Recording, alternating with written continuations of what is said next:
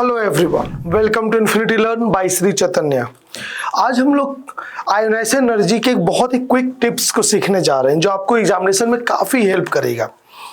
तो स्टार्ट करते हैं इस टॉपिक को। सो आयोनाइजेशन एनर्जी आपको पता है, इसका बेसिक डिफिनेशन क्या है? Amount of energy required to remove one electron from gaseous isolated atom। हर किसी को पता है, ठीक है। So minimum energy required to remove an electron from its valence shell from its gaseous isolated atom। अब क्वेश्चंस कैसे आएंगे? ये अगर सॉलिड ले लिया जाए तो ये रॉन्ग हो जाएगा। आपको हमेशा से gaseous isolated atom लेना होगा और इसे हमें 1+ गैस बनाना है, ओके। और ये जो एनर्जी हमारा यहाँ पर निकलेगा, सपोज वो +x किलो जूल पर मोल है, तो आयोनाइजेशन एनर्जी ऑफ जो m गैस होगा वो क्या होगा बच्चा लोग? +x किलो जूल पर मोल। ये बहुत इजी डेफिनेशन है, तो ये हर बच्चे को ये पता रहता है और इसमें कभी कोई कंफ्यूजन भी नहीं होता है, ठीक है। तो अब एग्जामिनेशन में किस किस तरह के क्वेश्चंस आएंगे तो हम जल्दी से इसके फैक्टर्स को देखेंगे और इस पे हम इस वीडियो में सिर्फ हम क्विक टिप्स पे काम करेंगे, ठीक है। तो बच्चे लोग, मैं आपको थोड़ा होमवर्क भी दूंगा। अब जैसे आयोनाइजेशन एनर्जी की बात करें तो हमेशा क्या होता है? Ionisation energy is always endothermic in nature, okay। आप कभी भी इलेक्ट्रॉन को हटाओगे तो न्यूक्लियस से उसकी दोस्ती तोड़नी होगी, तो आपको इलेक्ट्रॉन को आपको हमेशा क्या करना होगा? हटाने के लिए एनर्जी देनी पड़ेगी। और किसी भी एलिमेंट में अगर जाओगे तो M+ जो उसका जो फर्स्ट आयोनाइजेशन एनर्जी होगा उससे बड़ा होगा आयोनाइजेशन एनर्जी 2, और उससे बड़ा होगा आयोनाइजेशन एनर्जी 3, उससे बड़ा होगा आयोनाइजेशन एनर्जी 4, और कॉन्सिक्यूटिव ये आपका चलता चला जाएगा अकॉर्डिंग टू एटम, ओके। ये हमेशा फॉलो होगा। हाँ, एक बड़ा ब्रेक थ्रू आपको ऑब्जर्वेशन होगा जिसपे अक्सर मेंस और एडवांस में क्वेश्चन आया है, और वो क्या है? अगर सपोज किसी ग्रुप 1 का एलिमेंट है तो इसके पास वैलेंस इलेक्ट्रॉन क्या होता है? 1। इसके पास वैलेंस इलेक्ट्रॉन क्या होता है? 1। तो जैसे ही एक इलेक्ट्रॉन खत्म होगा वो नोबेल गैस में चला जाएगा।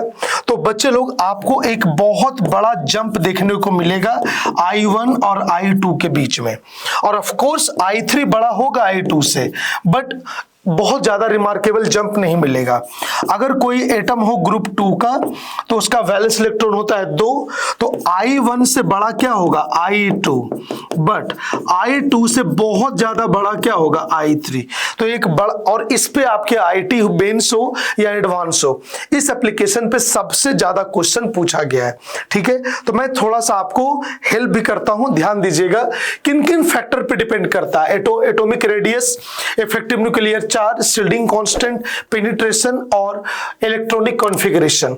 मतलब अगर वो स्टेबल है तो ये मैं आपको, मुझे अंदाजा है कि आप सब इसको पढ़ के रखे हुए हैं, तो क्योंकि ये वीडियो जो है क्विक टिप्स के ऊपर है, तो मैं आप इसको, अगर कोई डाउट हो तो प्लीज कमेंट बॉक्स में कमेंट कर देना कि सर मुझे यहाँ पे प्रॉब्लम है, और इसका डिटेल मैं वीडियो आगे लेने वाला भी हूँ।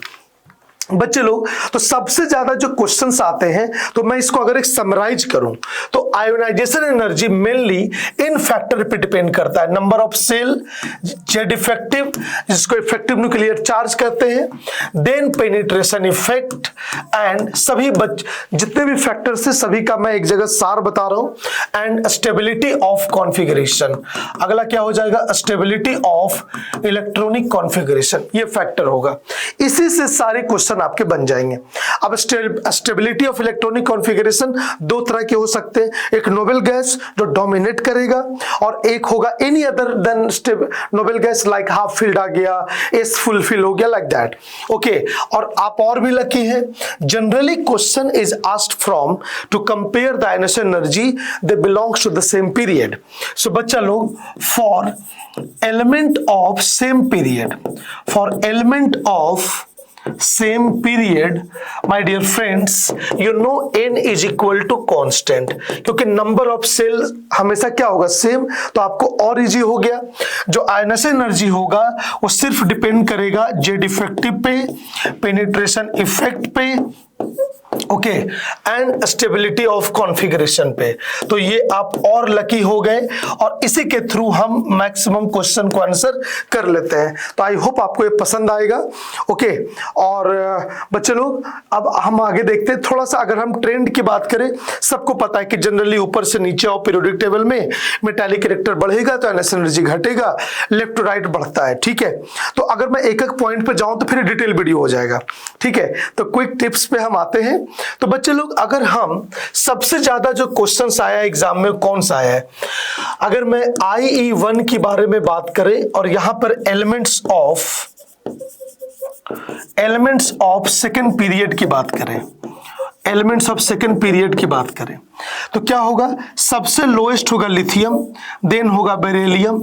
बच्चा क्या रटता है कि लेफ्ट से राइट बढ़ना चाहिए, बट बोरोन सडनली कम हो जाएगा।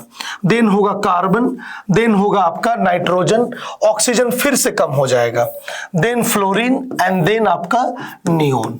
ओके, ये क्यों होता है? Due to half filled stability. ये क्यों होता है? Half filled stability. ओके, आप मेरे डिटेल लेक्चर देख सकते हैं अगर किसी को कंफ्यूजन हो तो। और ये क्या होगा? Due to penetration effect.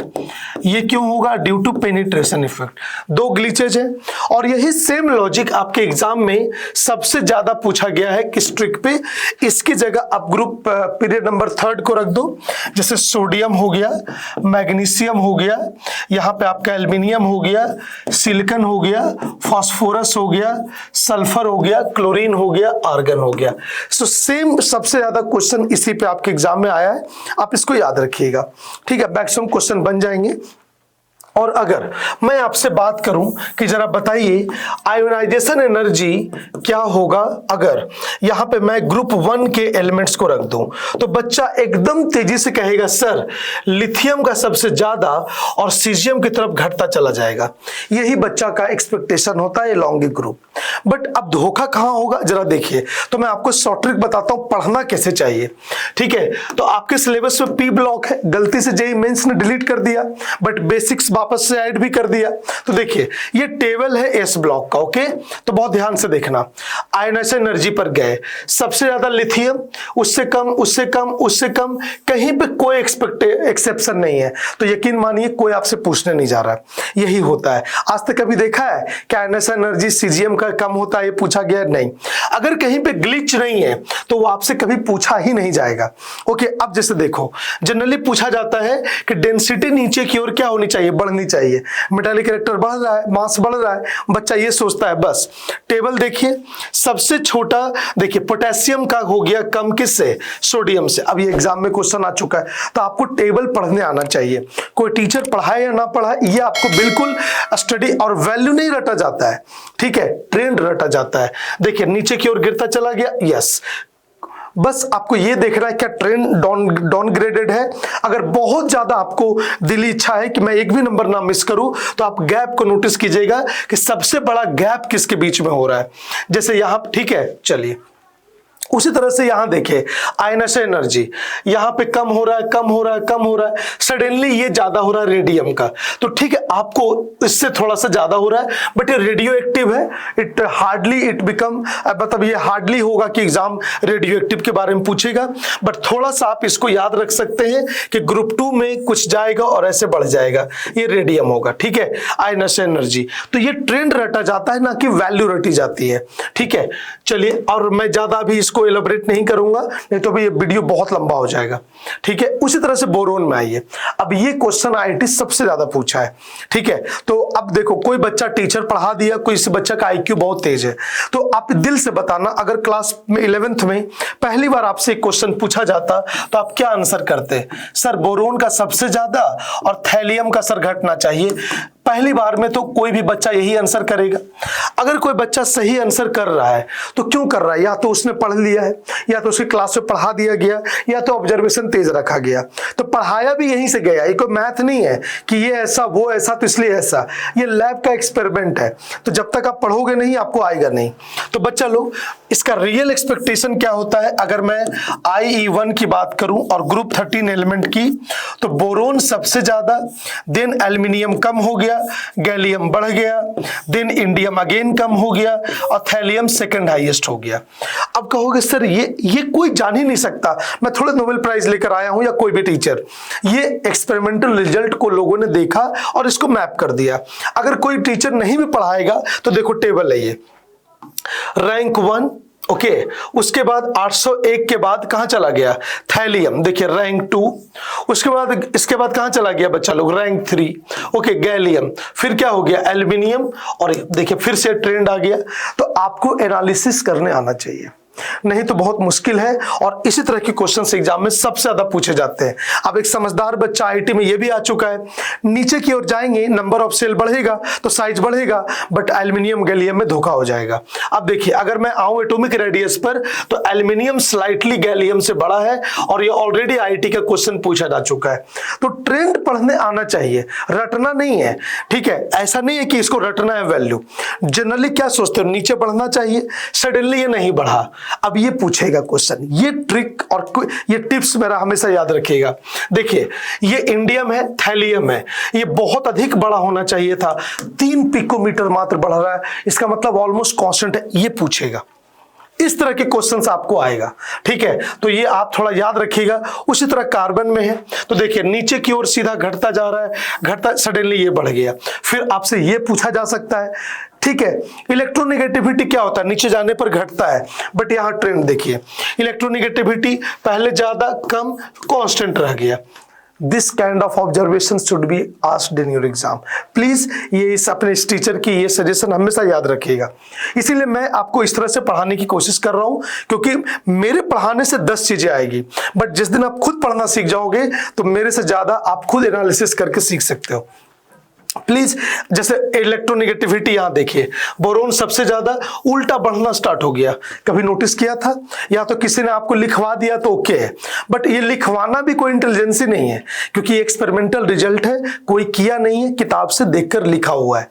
तो आप भी उतना ही स्ट्रांग बन सकते हो। तो प्लीज इस तरह के ट्रिक्स हमेशा, जैसे नाइट्रोजन है तो देखो नीचे क्या हो रहा है, घट रहा है, घट रहा है, घट रहा है। मैं गारंटी देता हूं कभी कोई नहीं पूछेगा, क्योंकि यहां कोई ग्लिच ही नहीं है, ठीक है। नीचे जाकर ही घटता चला गया है, ठीक है। हाँ ये पूछा जा सकता है गैप ज्यादा कहां है, तो यहाँ 1400 का गैप है, ये भी क्वेश्चन आ रहा है। यहाँ पे 100 के आसपास गैप है, 100 के आसपास, 100 के आसपास, तो सबसे ज्यादा गैप नाइट्रोजन फास्फोरस पे, ये भी पूछा जा सकता है, ठीक है। ये बहुत यूनिक चीज मैं आपको बता रहा हूं, ठीक है। उसके बाद ऑक्सीजन में जाइए तो इसका अगर मैं आयनेशन एनर्जी की बात करूं तो फिर नीचे की ओर घटता जा रहा है, hardly some no one will ask, okay.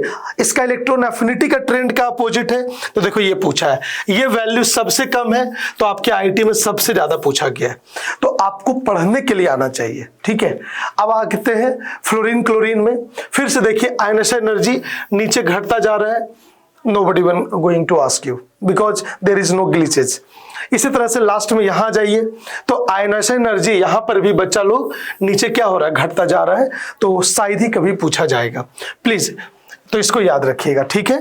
तो मुझे लगता है मैं इसी तरह से D&A ब्लॉक का है, ऑब्जर्वेशन ले सकते हैं, और जहां पे बहुत कॉम्प्लेक्स है, कभी घट रहा है, बढ़ रहा है, I guarantee no one going to ask you, okay. तो प्लीज आप मैं चाहूं तो इस तरह के कई सारे डिटेल में बता सकता हूं फिर ये, बट ये टिप्स नहीं रह जाएगा। तो मेरा सेशन जब डिटेल आप सर्च करके डिटेल डिस्कशन अगर आपको चाहिए तो इस तरह के वीडियो को सर्च करके आप देख सकते हैं। आई होप आपको वीडियो पसंद आया होगा। मिलते हैं अगले किसी और वीडियो में, तब तक के लिए बाय।